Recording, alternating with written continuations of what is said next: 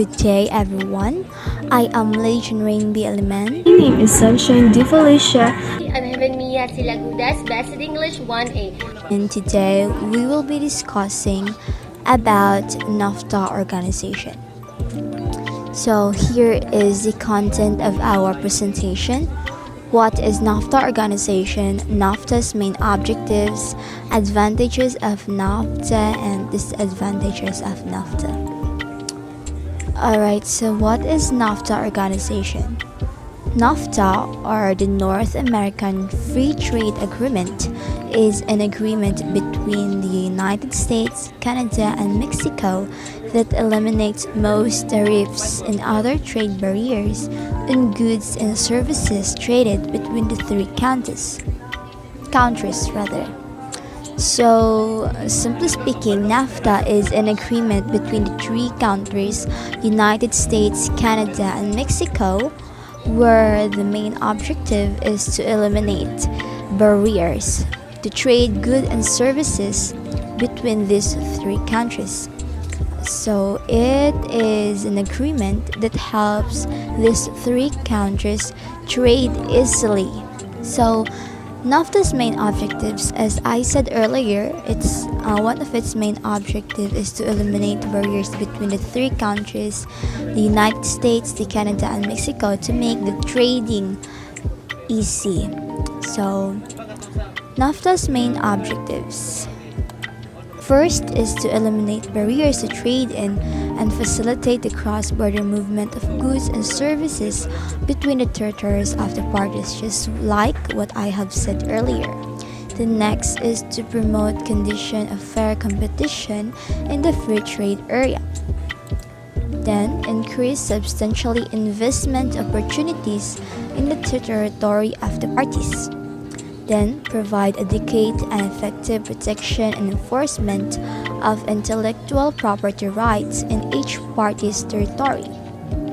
Then, create effective procedures for the implementation and application of this agreement for its joint administration and for the resolution of disputes. And establish a framework for further trilateral, regional, and multilateral cooperation to expand and enhance the benefits of these agreements. So of course, NAFTA has advantages and disadvantages. I will be talking about the advantages of NAFTA. The first is, in 2007, Canada and Mexico were respectively the first and second largest export market for U.S. agricultural products. The second is, agricultural trade increased in both directions, like U.S. and Mexico under NAFTA, from $7.3 billion in 1994 to $20.1 billion in 2006. The third is, from 1992 to 2007, the value of U.S. agricultural exports worldwide climbed 65%. The fourth is, NAFTA expanded the Maquiladora program, which enabled U.S.-owned toll for manufactured goods and in companies to employ Mexican workers near the border. The fifth is, it increased Mexico's labor force by 30%. Overall, NAFTA has helped to improve labor and environmental standards in all three countries. That is all. Thank you. My assigned task to discuss about the disadvantages of NAFTA organization. So there are 4 disadvantages. And number 1 is had negative impacts on farmers in Mexico who saw food prices fall based on cheap imports from U.S. agribusiness, and negative impacts on U.S. workers in manufacturing and assembly industries who lose jobs. Okay, so it means that this refers to a situation where the import of cheap agriculture products from U.S. agribusiness into Mexico resulted in a decrease in the demand for locally produced goods, leading to a fall in the prices of goods in Mexico.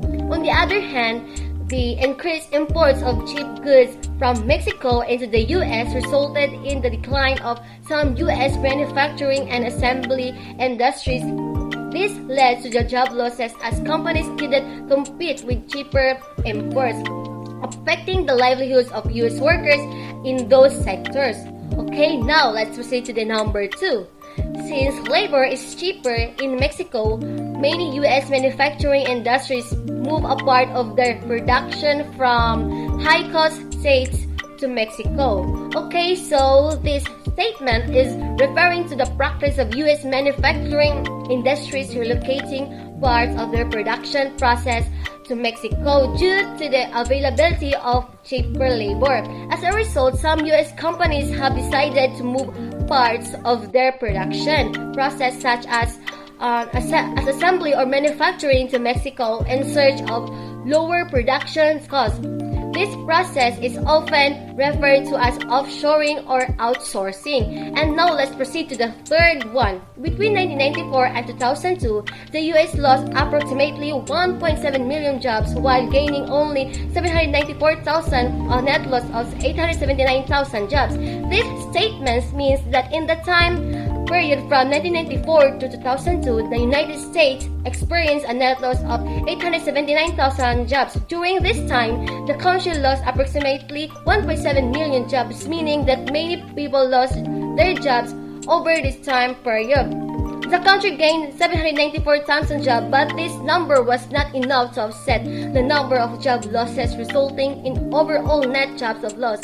So, the last one is NAFTA expanded the Maquiladora program in which US-owned companies employed Mexican workers near the border cheaply assembled products for export to the US, wherein workers have no labor rights or health protection. Okay, in this specific context, the statement says that the Maquiladora program allows for the exploitation of Mexican workers. It claims that these workers have no labor rights or health protections, meaning that they do not have the same legal protection that workers in the US have. This means that they may be subject to unsafe working conditions and may be denied the fair treatment and compensation that is required by US law for American employees. And that's the end of my discussion. Thank you and God bless.